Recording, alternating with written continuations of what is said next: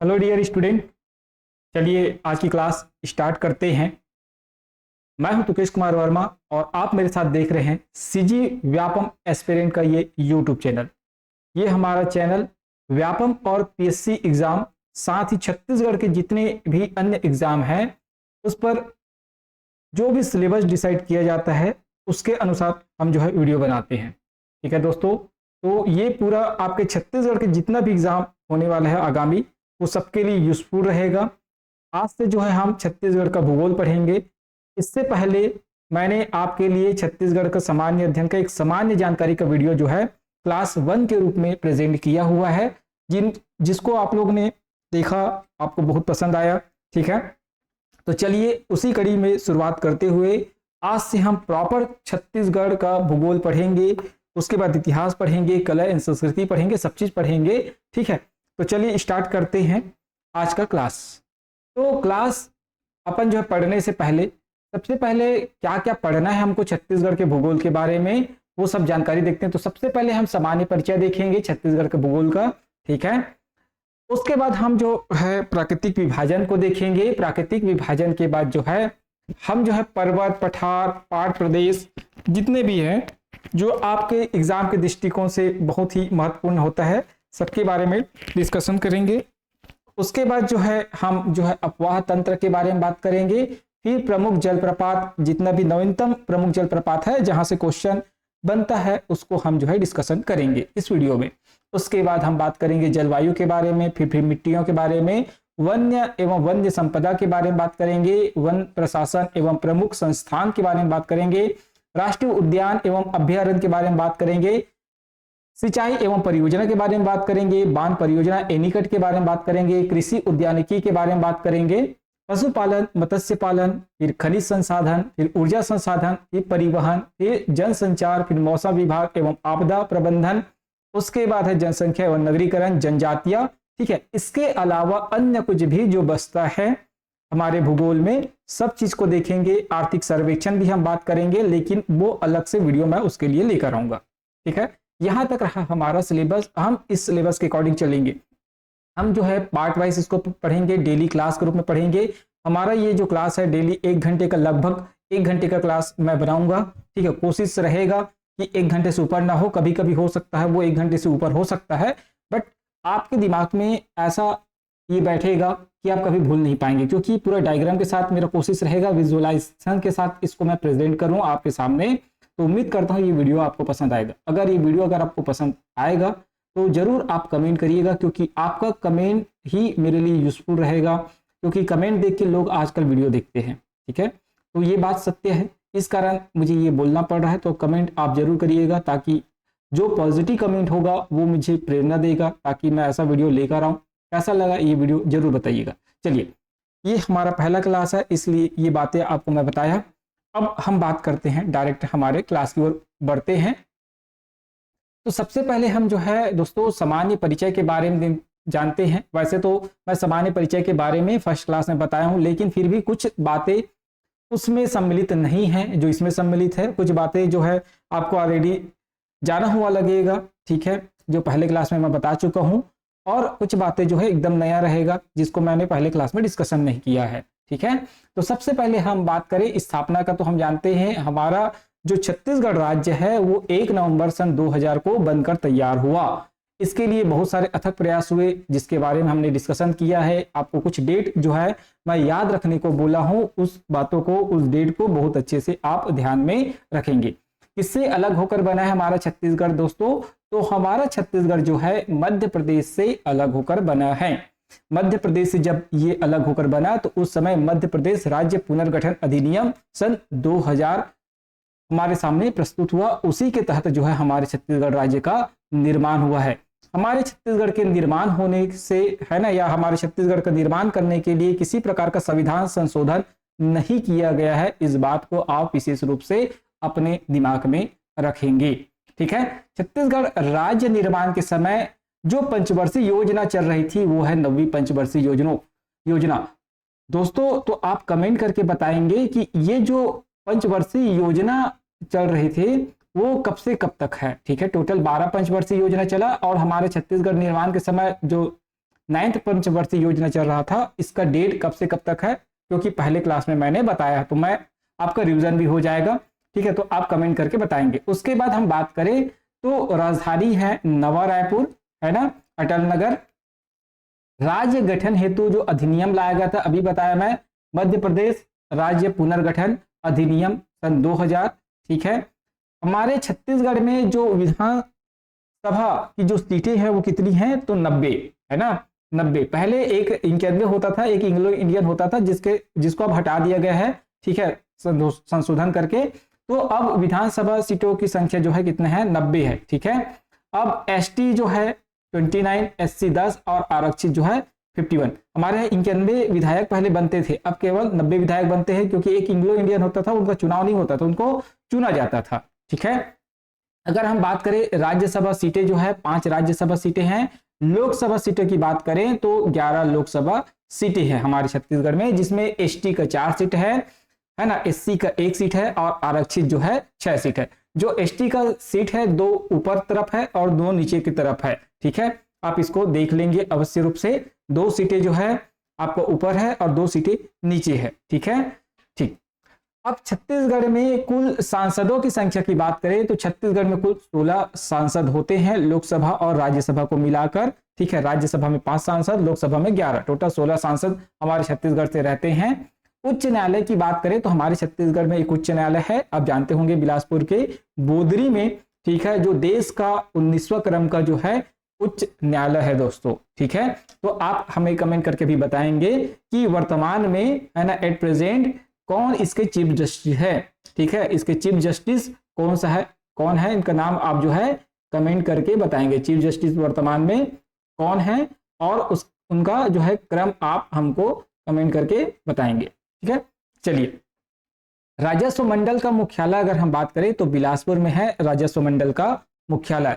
शासकीय मुद्रणालय की अगर हम बात करें तो ये है राजनांदगांव में। ठीक है, जो शासकीय मुद्रणालय कहाँ है, राजनांदगांव में है दोस्तों। ठीक, चलिए, अब हम बात करते हैं जो ब्रेल प्रेस है ना, ब्रेल लिपि प्रेस जो है कहाँ है, तिफरा में। ठीक है, मतलब एक न्यूज एजेंसी है, समझो ये प्रेस है ना, और वो ब्रेल लिपि, जो ब्रेल लिपि से पढ़ते हैं ना, जिनको दिखता नहीं है, तो उनके लिए, तो वो क्या कहाँ है, तो तिफरा बिलासपुर में है, याद रखेंगे।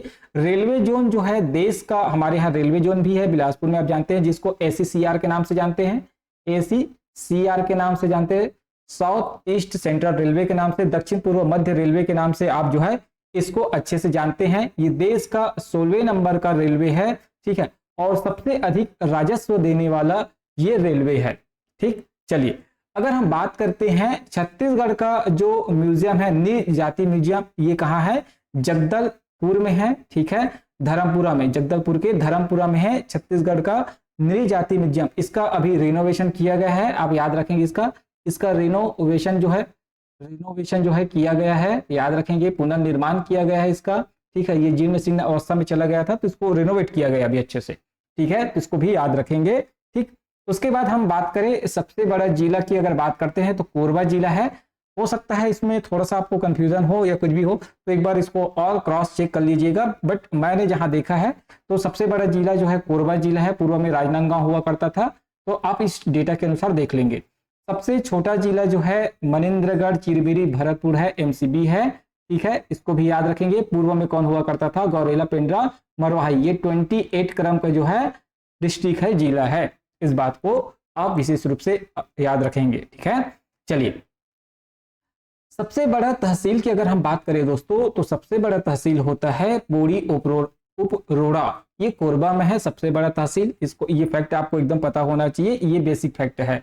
सबसे बड़ा विकासखंड की बात करें तो बिलासपुर में है सबसे बड़ा विकासखंड।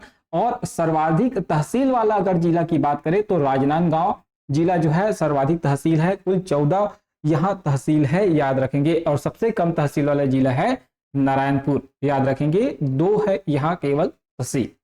चलिए, अगर हम बात करते हैं अब छत्तीसगढ़ राज्य का क्षेत्रफल एवं भारत में स्थान संबंधी, 1 मिनट, ठीक है, इससे संबंधित जो है, 1 मिनट, ये जो है थोड़ा सा,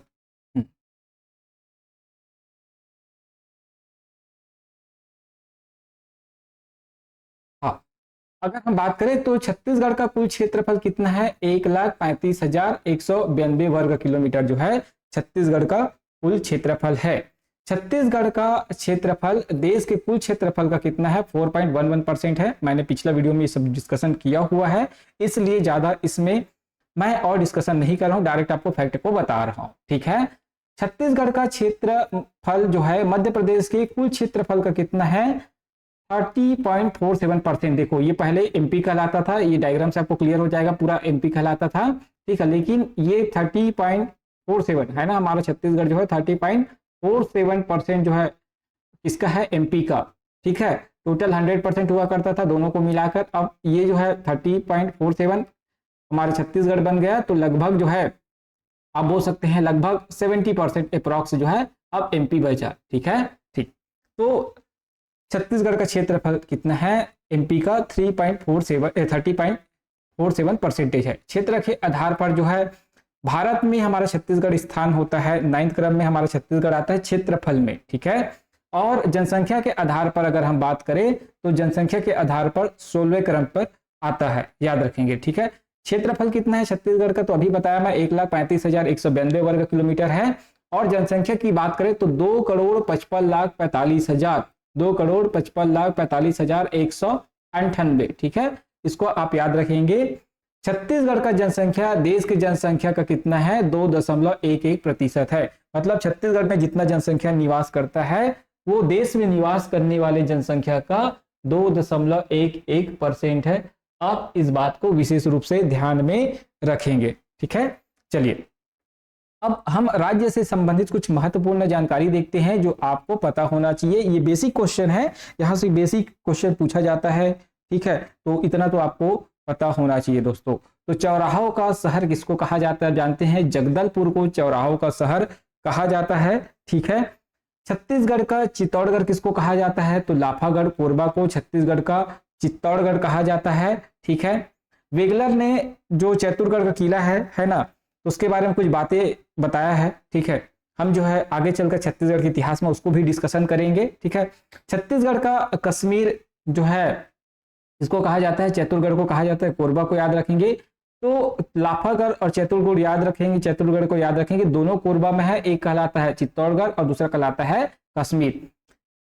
छत्तीसगढ़ का शिमला है मेन पार्ट, छत्तीसगढ़ का शिमला मेन पार्ट को कहते हैं, सरगुजा में है। सालवनों का द्वीप कहलाता है बस्तर, बस्तर जो है सालवनों का द्वीप कहलाता है।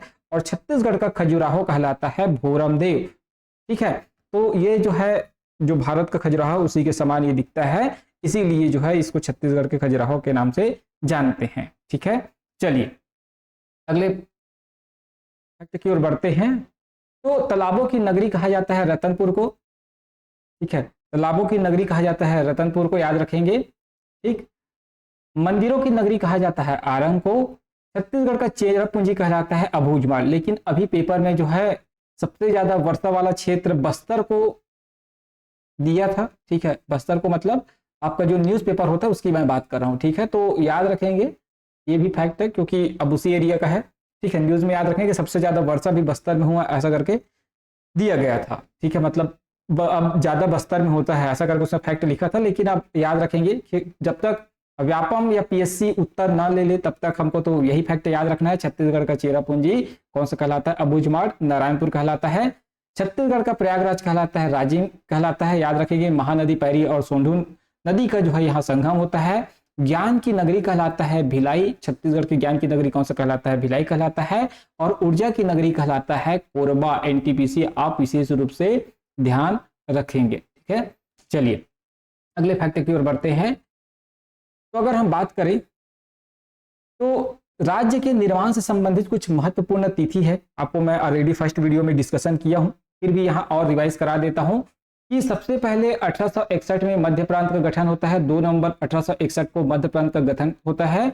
उसके बाद मध्य प्रांत के जब गठन होता है ना, उसमें छत्तीसगढ़, मध्य प्रदेश और महाराष्ट्र को शामिल किया जाता है। ये वाला आप डायग्राम देखेंगे आपको बहुत अच्छे से क्लियर हो जाएगा, ठीक है। ये देखो, ये मध्य प्रांत बना बाद में, लेकिन यहाँ से नागपुर से ना जो है शासन होता था, ठीक है, याद रखेंगे। भोसले लोग शासन करते थे नागपुर से। तो ये जो रहा मध्य प्रांत कहलाया है ना, ये जो CPN जो बरार वाला है, ये कहलाएगा CPL बरार, याद रखेंगे, ठीक है। सेंट्रल प्रोविजंस के नाम से हम इसको जानते हैं। इसका राजधानी क्या हुआ करता था, तो नागपुर राजधानी हुआ करता था। मध्य प्रांत एक स्टेट बना समझो, उसके बाद राजधानी नागपुर हुआ, और उसी में जो है बाद में फिर 1862 में जो है छत्तीसगढ़ को एक संभाग बनाया जाएगा, जिसमें रायपुर, बिलासपुर और संबलपुर 3 जिलों का गठन होता है। ये सभी बातें जो है मैं ऑलरेडी आपसे डिस्कशन कर चुका हूं, इसलिए और इसमें हम जो है समय जो है व्यतीत नहीं करते, आगे बढ़ते हैं। ठीक, अगर हम बात करें तो छत्तीसगढ़ को एक संभाग बनाया गया था। अभी बात बताया मैं, टोटल 5 संभाग का निर्माण हुआ, जिसमें से छत्तीसगढ़ एक स्वतंत्र संभाग बना था 1862 में, जिसका मुख्यालय क्या हुआ, रायपुर हुआ।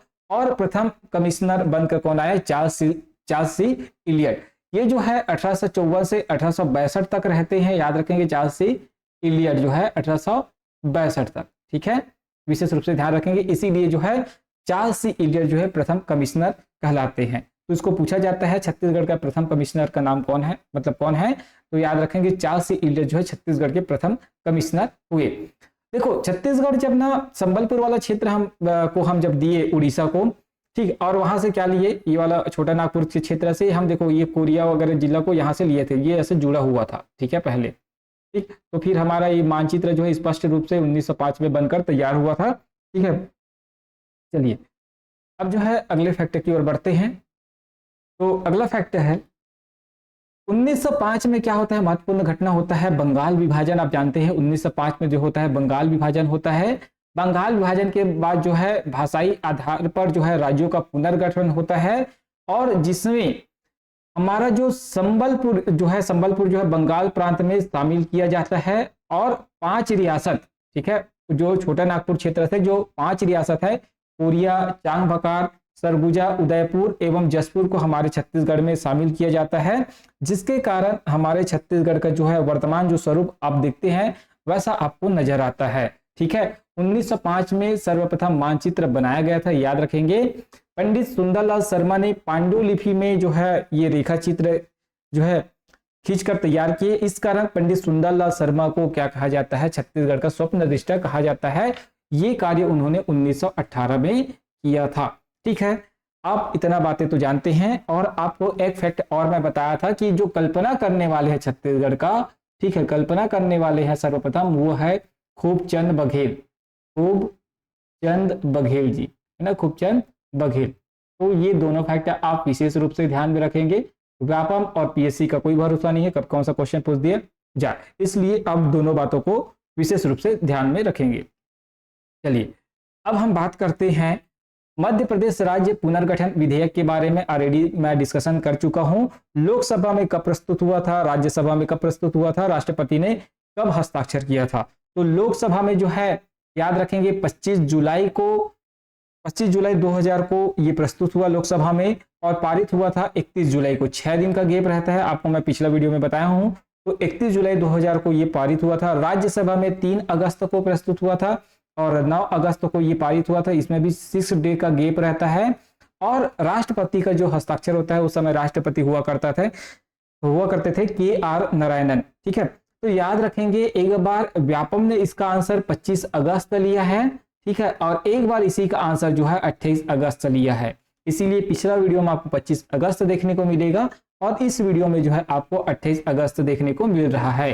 तो आप देखेंगे अगर ऑप्शन में दोनों है तब तो ये जो है व्यापम के द्वारा ही आंसर लिया गया है, 2 बार अलग अलग इसको दावापत्ती करके जो है हटाया जा सकता है, ठीक है। लेकिन 25 अगस्त जो है एक्चुअल डेट माना है, ठीक है। तो 25 अगस्त को 2 से 3 बार जो है एक्चुअल डेट माना गया है, इसलिए 25 अगस्त को विशेष रूप से आप ध्यान में रखेंगे, ठीक है। राज्य गठन के समय भारत के जो प्रधानमंत्री थे उस समय कौन थे, अटल बिहारी वाजपेयी, एवं मध्य प्रदेश के जो मुख्यमंत्री हुआ करते थे वो थे दिग्विजय सिंह जी, ठीक है। चलिए अब हम बात करते हैं छत्तीसगढ़ राज्य के चिन्हारी के बारे में। छत्तीसगढ़ राज्य के जो चिन्हारी है, जो प्रतीक चिन्ह है उसके बारे में। तो ये है छत्तीसगढ़ सरकार का लोगो, आप देखते हैं, जिसमें 36 किला बना हुआ है। जो हरा रंग है जो क्या किसको दर्शाता है, विकास की निरंतरता को ये जो है प्रदर्शित करता है। बीच में है अशोक स्तंभ है, जो लाल रंग का है, ये भारत का प्रतीक चिन्ह है। और आपको साइड में देखने को मिलेगा धान की सुनहरी बालियां, ठीक है, जो हमारे छत्तीसगढ़ राज्य में, जिसको हमारे छत्तीसगढ़ राज्य जो धान का कटोरा कहलाता है, उसके लिए प्रतीक चिन्ह है। हमारे यहाँ धान उत्पादन बहुत होता है, ठीक है, आप जानते हैं। उसके बाद जो ये सत्यमेव जयते हैं, राष्ट्र के प्रति जो है सत्य निष्ठा को ये दर्शाता है, सत्यमेव जयते, ठीक है। अगर हम बात करें, ये जो ब्लू कलर का आपको ये निशान दिख रहा है, ये ऊर्जा को शो करता है, नीला रंग है बिजली को ये प्रदर्शित करता है, और तिरंगे के रूप में जो है राज्य की नदियों को रेखांकित किया गया है। लेकिन दोस्तों एक बात को आप विशेष रूप से ध्यान रखेंगे कि इस प्रतीक चिन्ह में कहीं भी जो है साल वृक्ष को नहीं दर्शाया गया है, ठीक है। और इस जो प्रतीक चिन्ह है, इसको 4 सितंबर 2000 को अपनाया गया था, स्वीकृति प्रदान किया गया था, ठीक है। इसके पहले आप याद रखेंगे जो 4 जुलाई सन 2000 को, ठीक है, 4 जुलाई सन 2001 को जो है छत्तीसगढ़ को हर्बल स्टेट घोषित किया गया था। क्या किया गया था? छत्तीसगढ़ को हर्बल स्टेट के रूप में घोषित किया गया था, आप याद रखेंगे। तो इतना फैक्ट मुझे लगता है आपके लिए इंपॉर्टेंट है, जो आपको हमेशा याद होना चाहिए। चलिए अगले, अब जो है हम प्रतीक के बारे में बात करते हैं। तो हमारा राष्ट्रीय पशु है जंगली भैंसा, ठीक है। राष्ट्रीय पशु कौन सा है? जंगली भैंसा है। इसको जुलाई 2001 में स्वीकृति दिया गया था, प्रदान किया गया था, इसको अपनाया गया था, याद रखो, मतलब घोषित किया गया था कि राष्ट्रीय पशु किसको? जंगली भैंसों को। ये विलुप्त होने के कगार पर है। रेंडर पेस्ट बीमारी के नाम से इसका जो है मृत्यु होता है, साथ ही शिकार है ना, ये शिकार वगैरह है, इससे जो है इसका मृत्यु होता है। तो इसको संरक्षित किया गया है, अब जानते हैं, ठीक है। तो इंद्रावती राष्ट्रीय उद्यान, उटरू वन और उद्यंती अभ्यारण्य में जो है इसका जो है संरक्षण किया गया है। नर भैंसा को अरनी कहा जाता है और मादा वन भैंसा को, नर भैंसा को अरना कहा जाता है और मादा वन भैंसा को अरनी कहा जाता है। व्यापम जो है डायरेक्ट इसको पूछा था। हमारे राजकीय पशु है ना, हमारे राजकीय पशु कौन सा है? तो इसमें ऑप्शन दिया था बुबालस, है ना, बुबालस, बुबालिस, तो बुबालस करके दिया था, बुबालस, अरनी, अरनी याद रखेंगे, ठीक है। तो अरनी आप विशेष रूप से ध्यान रखेंगे। 8 अक्टूबर सन 2019 को छत्तीसगढ़ सरकार द्वारा वन भैंसे पर एक डाक टिकट जो है जारी किया गया। हर्ष के दरबारी कवि बाणभट्ट ने अपने ग्रंथ कादंबरी में वन भैंसे को यमराज अर्थात साक्षात मृत्यु का प्रतीक बताया है, ठीक है। इसका अन्य नाम है बुबालस बुबैलिस, याद रखेंगे, ठीक है। चलिए अगले फैक्ट के बारे में हम बात करते हैं। तो राजकीय पक्षी है ना, तो राजकीय पक्षी कौन सा है?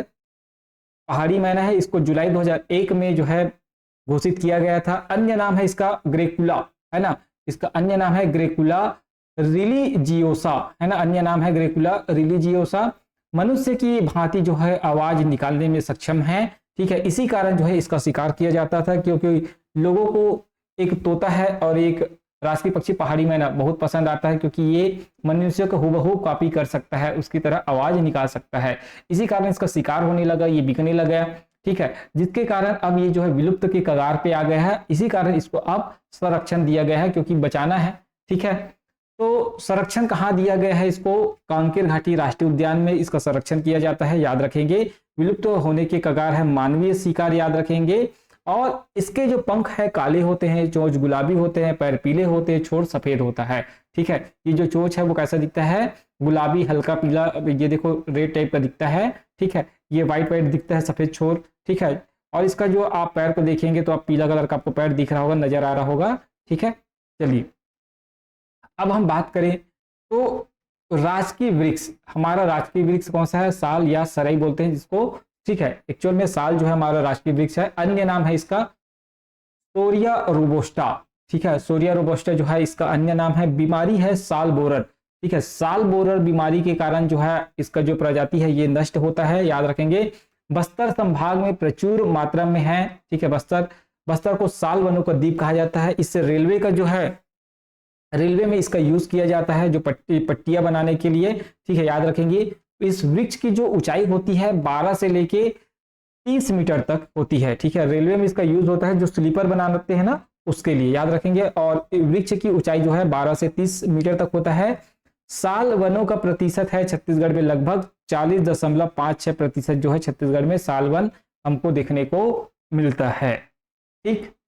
चलिए अब हम बात करते हैं राजकीय गमसा, जिसको 14 अक्टूबर सन 2021 को अपनाया गया था राजकीय गमछा के रूप में। ठीक है, तो ये है राजकीय गमछा, आपको देखने को यहाँ दिख रहा होगा डायग्राम में। ठीक है, राजकीय गमछा पहाड़ी मैना है इसमें, है ना, जो चिन्ह बना हुआ है पहाड़ी मैना का, इसमें फोटो बना हुआ है, वन भैंसा का फोटो बना हुआ है, मांदर का, गौर मुकुट का, लोक नृत्य के गोदना चित्रकारी हुआ है। इसमें चित्रकारी किया गया है किसका किसका, पहाड़ी मैना का, वन भैंसा का, मांदर का और गौर मुकुट का। ठीक है, धान की बालियों का, हल जोतते हुए किसान का, सरगुजा की पारंपरिक भित्ति चित्र कला की छाप इस गमछे के बॉर्डर पर बना हुआ है। ये जो बॉर्डर है ना, इस पर बना हुआ है। गमछे की जो चौड़ाई है 24 इंच है और लंबाई जो है 84 इंच है। याद रखेंगे, सिल्के है ना, सिल्के गमछे का जो मूल्य है, जो सिल्क गमछा होता है उसका जो मूल्य है 1534 रुपये निर्धारित किया गया है गवर्नमेंट के द्वारा। और जो बुनाई मजदूरी इसके लिए दिया गया था 120 रुपये प्रति नग दिया गया था। अब उतना इंपॉर्टेंट नहीं है ये सब फैक्ट, ठीक है, फिर भी याद रखेंगे। काटन गमछे का जो मूल्य है 239 रुपये प्रति नग है और जो इसके लिए बुनाई मजदूरी दिया गया था 60 रुपये प्रति नग। ठीक है, याद रखेंगे। तो ये है राजकीय गमछा। इसको कब अपनाया गया था ये डेट इंपॉर्टेंट है, बाकी उतना इंपॉर्टेंट नहीं है मेरे हिसाब से। तो 14 अक्टूबर 2021 को याद रखेंगे, क्योंकि अब यही फैक्ट पूछा जा सकता है, क्योंकि कांग्रेस की सरकार थी तब तक ये सब जितना भी उनकी योजना थी या जो भी चीज अपनाया गया था उसको अधिकतर पूछा जाता था। ठीक है, लेकिन फिर भी सब फैक्ट मैं आपके सामने लिख दिया हूं, क्योंकि एग्जाम है, एग्जाम में कुछ भी पूछा जा सकता है। ठीक है, चलिए अब हम बात करते हैं राजकीय प्रतीक वाक्य। ठीक है, राजकीय प्रतीक वाक्य के बारे में बात करते हैं। तो गढ़बो नवा छत्तीसगढ़ 2019 में इसको घोषित किया गया था, गढ़बो नवा छत्तीसगढ़। पूर्व सरकार में जो प्रतीक वाक्य हुआ करता था विश्वसनीय छत्तीसगढ़, फिर कांग्रेस की सरकार आई तो गढ़बो नवा छत्तीसगढ़, अब फिर से बीजेपी की सरकार है, हो सकता है फिर से ये प्रतीक वाक्य जो है अब बदल जाए। ठीक है, छत्तीसगढ़ को हर्बल स्टेट के रूप में घोषित किया गया था 4 जुलाई सन 2001 को। ठीक है दोस्तों, तो यहाँ तक ये जो है थोड़ा बेसिक ही है। ठीक है, तो आज मैं हमारा भूगोल का शुरुआत है इसलिए बेसिक फैक्ट लेके आया हूँ। उसके बाद हम जो है आगे अन्य चीजें की ओर हम बढ़ेंगे। ठीक है, और साथ ही याद रखेंगे छत्तीसगढ़ का हमारा जो राजकीय गीत है, ठीक है, छत्तीसगढ़ का जो राजकीय गीत है वो है अरपा पैरी के हार। ठीक है, इसको भी अपनाया गया था, घोषणा किया गया था 3 नवंबर 2019 में और राजपत्र में प्रकाशित हुआ था 18 नवंबर सन 2019 को। इसमें 4 नदियों का उल्लेख मिलता है। कल के वीडियो में मैं बताया हूं कौन कौन से 4 नदियां हैं, अरपा, पैरी, महानदी और इंद्रावती। ठीक है, और उल्लेखित जिले हैं, इसमें 7 जिलों का उल्लेख होता है, रायपुर का, ठीक है, रायगढ़ का, सरगुजा का, बिलासपुर का, राजनांदगांव, दुर्ग और बस्तर का। तो आप मुझे कमेंट करके बताएंगे इसका गायन अवधि कितना रखा गया है। कल मैं बताया था, तो इसका गायन अवधि आप जो है कमेंट करके बताएंगे गायन अवधि कितने मिनट का है और इसके रचनाकार कौन है। डॉक्टर नरेंद्र वर्मा जी जो है इसके रचनाकार है। ठीक है, तो ये हमारा राजकीय गीत है।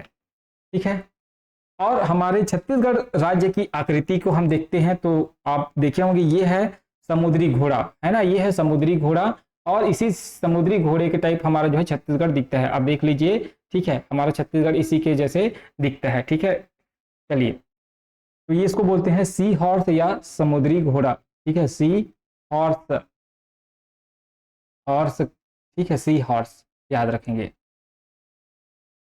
ठीक है दोस्तों, तो ये रहा आज का हमारा फर्स्ट वीडियो भूगोल से संबंधित। कल मैं जो है प्राकृतिक विभाजन लेके आऊंगा आपके लिए, जो आपके एग्जाम के दृष्टिकोण से अब इम्पोर्टेंट रहेगा, क्योंकि पहला क्लास है, पहला क्लास इंट्रोडक्टरी क्लास रहता है, आप सभी जानते हैं।